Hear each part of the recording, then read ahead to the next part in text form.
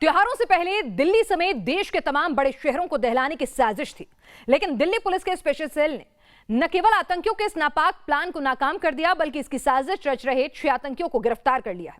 पकड़े गए आतंकियों में सबसे छोटा है ओसामा उर्फ समी, जिसकी उम्र 22 साल है। 23 साल के मोहम्मद अबू बकर भी पुलिस के शिकंजे में है। 28 साल का जीशान कमर भी स्पेशल सेल की नजरों से बच नहीं पाया और अब रिमांड पर है। 47 साल का मूलचंद उर्फ राजू भी साजिश का अहम हिस्सा है और वो भी गिरफ्त में है।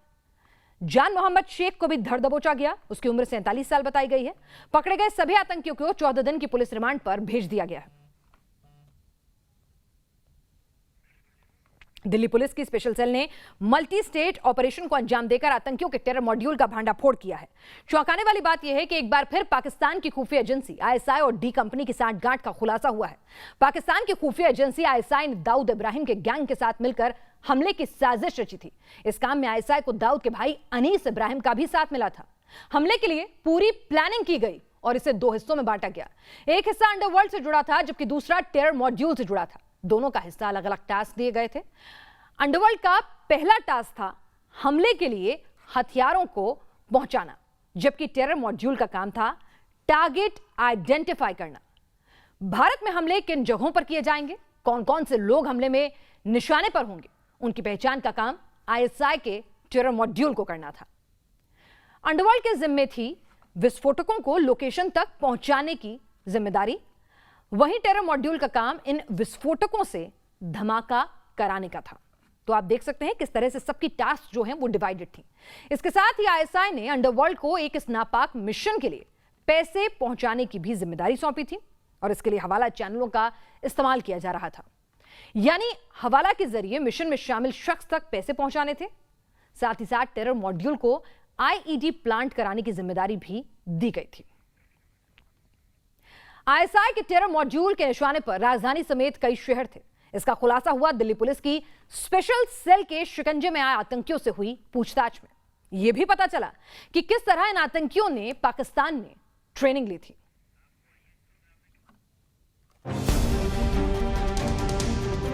दिल्ली पुलिस की स्पेशल सेल ने 6 आतंकियों को गिरफ्तार कर देश को दहलाने की बड़ी साजिश नाकाम कर दी है। पाकिस्तान की कुख्यात खुफिया एजेंसी आईएसआई के टेरर मॉड्यूल में शामिल ये दहशतगर्द त्योहार के मौसम में हिंदुस्तान में खून खराबे की साजिश रच रहे थे।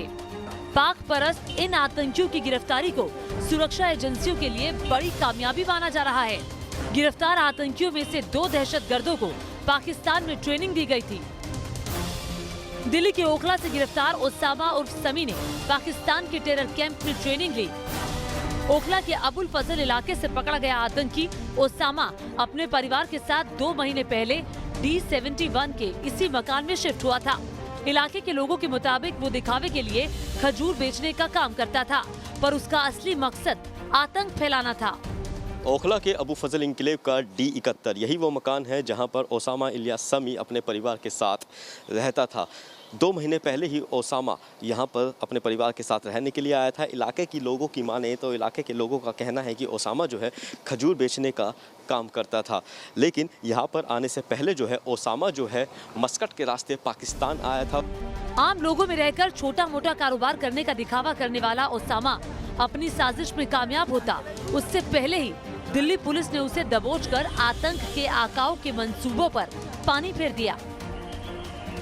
दिल्ली से गिरफ्त में आया ओसामा ही नहीं, प्रयागराज से दबोचे गए जीशान कमर ने भी आतंक की तालीम पाकिस्तान से हासिल की। पाकिस्तानी हैंडलर आतंकी ओसामा और जीशान को 2 दर्जन लोगों के साथ ट्रेनिंग के लिए मस्कट से समुद्री रास्ते से धट्टा टेरर कैंप ले गया था। आईएसआई के इन आतंकियों को आईईडी लगाने के लिए टारगेट ढूंढने की जिम्मेदारी दी थी।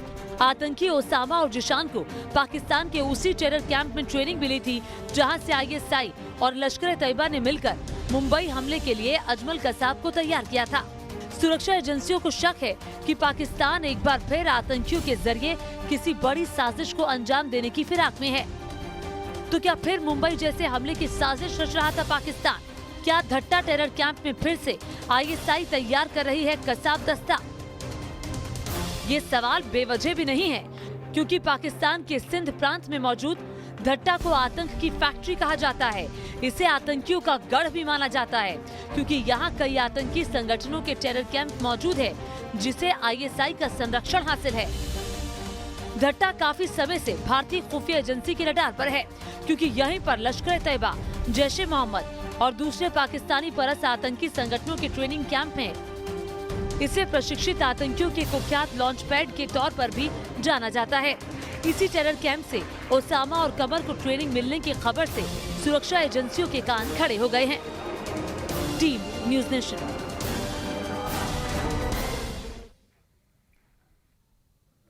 स्पेशल सेल के ऑपरेशन और रिपोर्ट के बाद पाकिस्तान एक बार फिर से बेनकाब हो चुका है। फिर से ये साफ हो गया है कि पाकिस्तान अपनी नापाक हरकतों से बाज नहीं आ रहा है। अब तक के पूछताछ में पता चला है कि गिरफ्तार किए गए 6 आतंकियों में से 2 की ट्रेनिंग आतंक के गढ़ पाकिस्तान में हुई थी। पाकिस्तान के थट्टा में ये ट्रेनिंग कैंप मौजूद है और यहीं गिरफ्तार किए गए आतंकी उसामा उर्फ समी और जिशान कमर की ट्रेनिंग भी हुई थी। आतंकियों ने पूछताछ में खुलासा किया है कि उन्हें पाकिस्तानी सेना के 2 ऑफिसर्स ने थट्टा टेरर कैंप में ट्रेनिंग दी थी। थट्टा टेरर कैंप कराची के पास मौजूद है। थट्टा टेरर कैंप आपको बता दें आतंकियों की ट्रेनिंग के लिए एक बड़ा गढ़ माना जाता है, क्योंकि यहां बड़े पैमाने पर आतंकियों की ट्रेनिंग का काम होता है। खासतौर से जैश-ए-मोहम्मद के आतंकियों को थट्टा टेरर कैंप में ही ट्रेनिंग मिलती है। टेरर कैंप के सेंटर पर आईएसआई और पाकिस्तानी आर्मी के ऑफिसर्स बाकायदा आतंकियों को ट्रेन करते हैं, यानी आईएसआई और पाकिस्तानी आर्मी मिलकर इस टेरर कैंप को चलाते हैं। थट्टा कैंप आतंकियों के लिए एक बेहद सुरक्षित पनाहगाह मानी जाती है। आपको बता दें कि मुंबई हमले का गुनहगार आतंकी कसाब भी कराची में इसी थट्टा ट्रेनिंग कैंप में ट्रेंड हुआ था। जानकारी के मुताबिक कसाब के अलावा और भी ऐसे कई खूंखार आतंकी हैं जिन्हें थट्टा कैंप में ट्रेनिंग दी गई।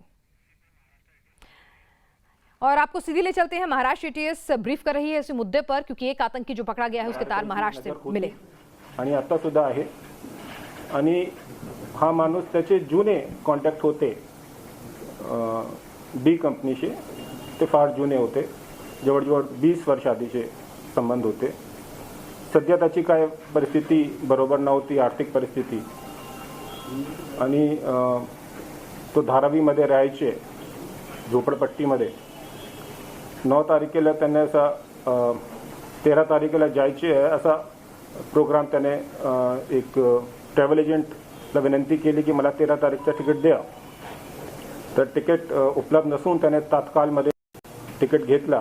तात्काळमध्ये सुद्धा वेटिंगमध्ये मिळाला, परंतु 13 तारखेला संध्याकाळीपर्यंत त्याचं तिकीट कन्फर्म झाला आणि ते स्लीपर क्लासमध्ये आता S6 बोगीमध्ये होता, बर्थ नंबर 2 त्याचे होता। आणि तिथे ज्यावेळी ट्रेन कोटा पोहोचली राजस्थानमध्ये, तेव्हा त्याने दिल्ली पोलिसांनी अटक केलं आणि त्याने का अटक केला, त्याच्या हातात त्याच्याजवळ काय हथियार वगैरे मिळाले नाही, परंतु नेमकी काय इन्फॉर्मेशन होती आणि काय हे कट आहे, काय षडयंत्र आहे, ते सगळं तपासचा भाग आहे। तपास चालू आहे आणि आपली एटीएसची एक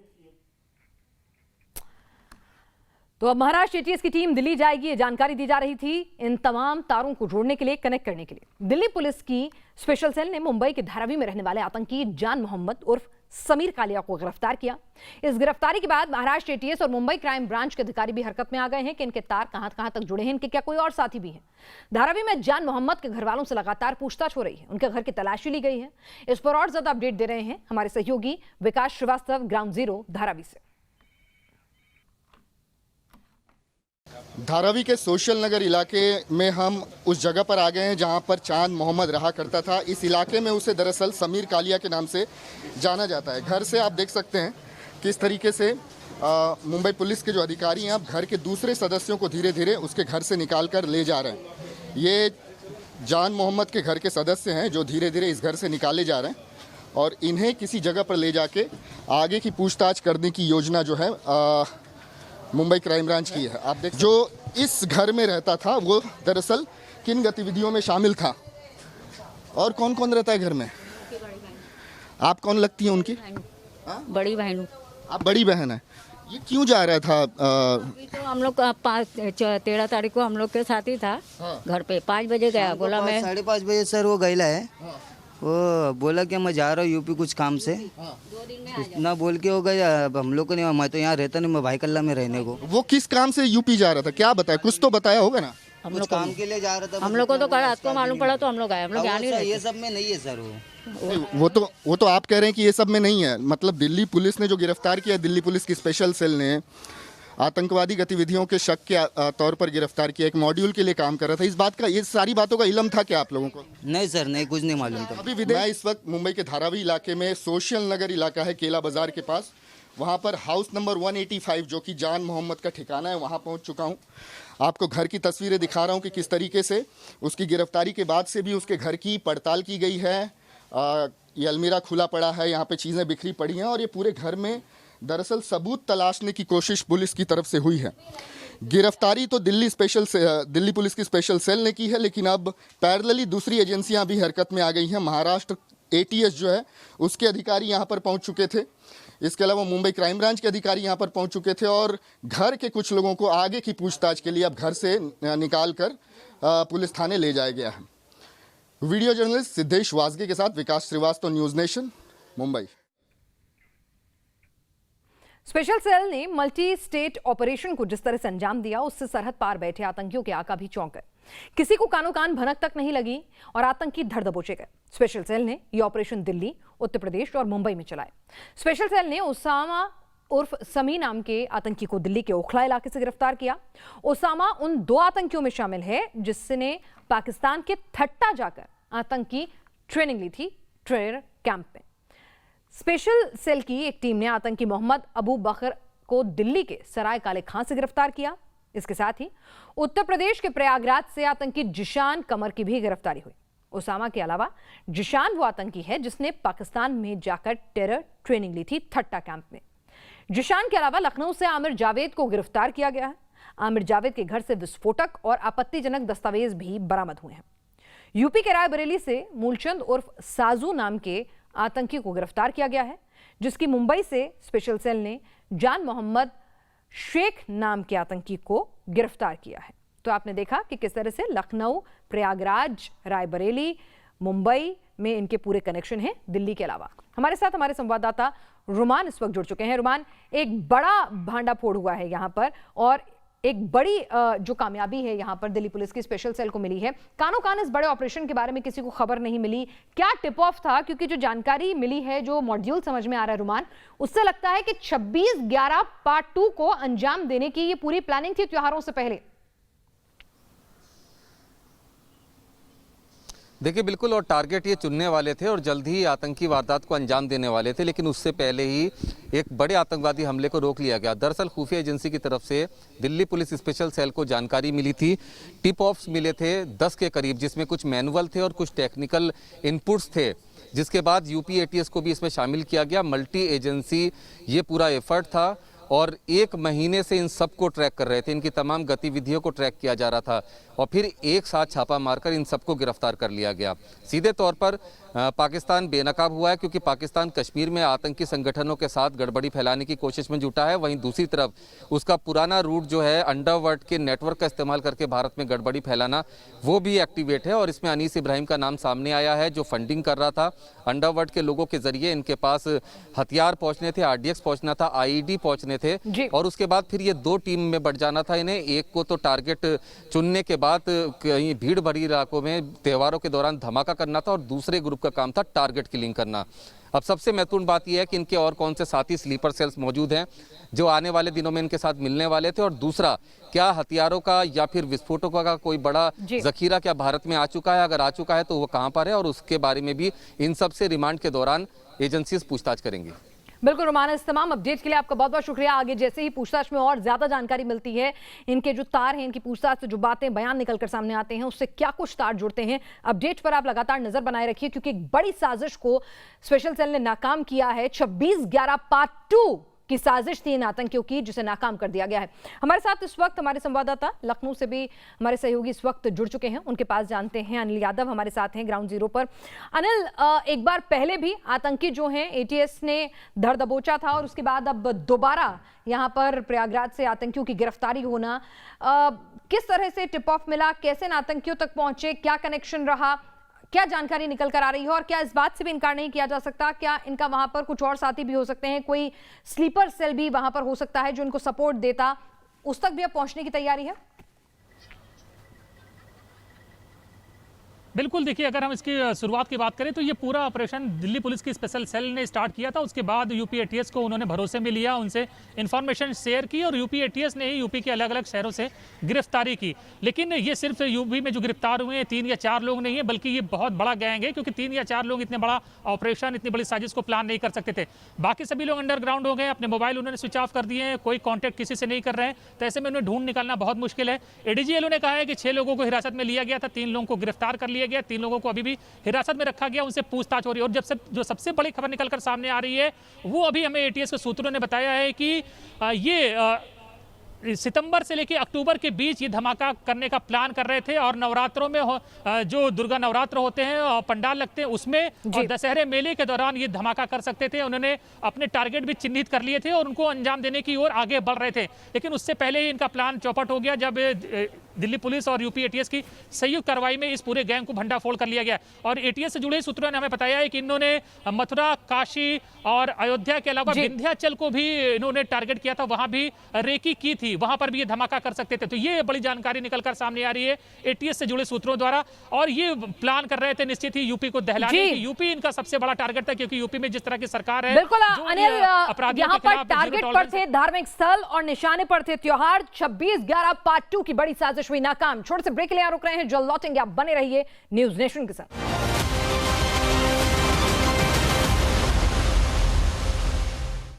और नेशन 360 में अब बात अंतरिक्ष की। अंतरिक्ष में आज इतिहास बनने वाला है। पहली बार सिविलियन क्रू अंतरिक्ष की सैर करेगा, यानी कि इसमें कोई भी प्रोफेशनल एस्ट्रोनॉट शामिल नहीं होगा। एलन मस्क की कंपनी स्पेसएक्स की उड़ान का काउंटडाउन शुरू हो चुका है। स्पेसएक्स की उड़ान कई मायनों में खास है, क्योंकि इसमें जो भी लोग यात्रा कर रहे हैं उन्हें इससे पहले अंतरिक्ष में जाने का कोई भी अनुभव नहीं है, यानी कि वो प्रोफेशनल एस्ट्रोनॉट नहीं है। उन्हें इसके लिए खास तौर पर तैयार किया गया है, ट्रेन किया गया है। इनको 5 महीने की खास ट्रेनिंग दी गई है ताकि ये लोग अंतरिक्ष के वातावरण में सर्वाइव कर सकें।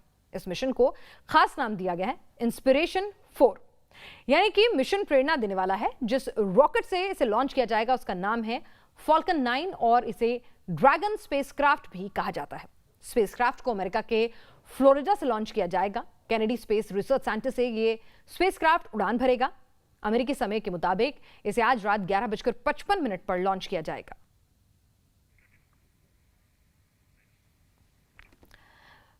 अब बात इस मिशन में शामिल होने वाले कुल सदस्यों और इसके मकसद की। स्पेसएक्स के इस मिशन में कुल 4 सदस्य हैं, जिनमें 2 पुरुष और 2 महिलाएं शामिल हैं। लेकिन सबसे खास बात यह है कि इसमें कोई भी एस्ट्रोनॉट नहीं है। यह मिशन कुल 3 दिनों का है, यानी कि उड़ान से धरती तक लौटने तक 72 घंटे का। यह आम आदमी से जुड़ा मिशन है, तो इसका मकसद भी आम आदमी से जुड़ा है। इस मिशन का पूरा खर्च अमेरिकी अरबपति जेरेड इसाकमैन उठा रहे हैं। बताया जा रहा है कि मिशन में करीब $200 मिलियन का खर्च आ रहा है। मिशन का मकसद सेंट जूड चिल्ड्रन हॉस्पिटल के लिए फंड इकट्ठा करना था और कैंसर के प्रति लोगों में जागरूकता फैलाना था। इसीलिए क्योंकि स्पेस में जाने वाला एक मेंबर जो है वो कैंसर सर्वाइवल भी है, तो एक संदेश देना था, चैरिटी था, कैंसर के प्रति लोगों को जागरूक करना था। आम लोगों को लेकर अंतरिक्ष में जा रहा स्पेस मिशन अपने आप में बेहद खास है। सबसे बड़ी बात यह है कि जिन लोगों को अंतरिक्ष में जाने का कोई अनुभव नहीं, वो 3 दिन तक स्पेस में रहेंगे। अंतरिक्ष में क्या क्या होगा इस रिपोर्ट के जरिए आपको बताते हैं।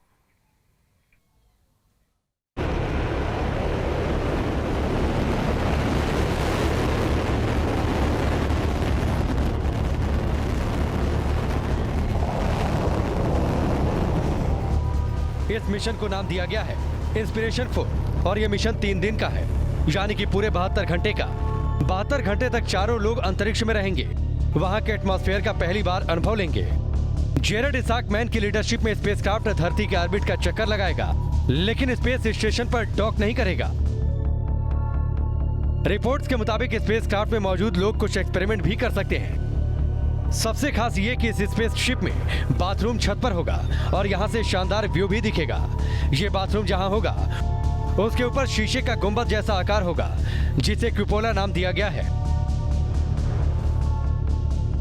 जेरेड इसाकमैन का स्पेसक्राफ्ट धरती से 355 मील ऊपर तक की दूरी तय करेगा। 2009 के बाद किसी भी इंसान ने इस दूरी तक स्पेस की यात्रा नहीं की है। तब अंतरिक्ष यात्रियों ने हबल स्पेस टेलीस्कोप का दौरा किया था। ये स्पेसक्राफ्ट ज्यादा दूर और ज्यादा वक्त तक स्पेस में रहेगा।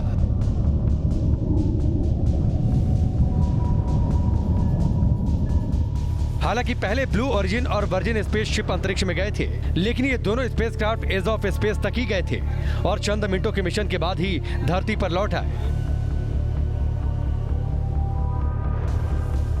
इस स्पेसक्राफ्ट में 2 ट्रेंड पायलट हैं, लेकिन स्पेसक्राफ्ट को ऑपरेट करने में उनका कोई रोल नहीं है। मिशन को जो नाम दिया गया है, उसके मकसद के लिए इसके चारों सदस्यों को अलग अलग ह्यूमन वैल्यू दी गई है, जैसे लीडरशिप, होप, इंस्पिरेशन और प्रॉस्पेरिटी। चारों सदस्य इसको रिप्रेजेंट कर रहे हैं। Team news nation. जो लोग इस मिशन में शामिल हैं उनकी पहचान क्या है, वो किस किस प्रोफेशन से ताल्लुक रखते हैं, आइए आपको बताते हैं। सबसे पहले बात मिशन के कमांडर जेरेड इसाकमैन की। जेरेड इसाकमैन की उम्र 38 साल है और वो एक प्रोफेशनल पायलट हैं और अमेरिकी एयरफोर्स के पायलट्स को ट्रेनिंग देते हैं। इतना ही नहीं, इसाकमैन शिफ्ट 4 पेमेंट नाम की पेमेंट कंपनी के फाउंडर और CEO भी हैं। महज 16 साल की उम्र में ही उन्होंने इस कंपनी की शुरुआत की थी और आज वो एक बिलियनियर हैं। दूसरी मेंबर हैं हेली आर्कोनो। ये 29 साल की हैं और उन्हें मिशन में मेडिकल ऑफिसर की जिम्मेदारी मिली है। हेली कैंसर सर्वाइवर हैं, उन्हें हड्डियों का कैंसर था और उनका इलाज टेनेसी के सेंट जूड हॉस्पिटल में हुआ, जिसके लिए फंड जुटाया जा रहा है। खास बात यह है कि हेली अंतरिक्ष में जाने वाली सबसे कम उम्र की अमेरिकी नागरिक बनेंगी। तीसरी मेंबर हैं सियान प्रॉक्टर।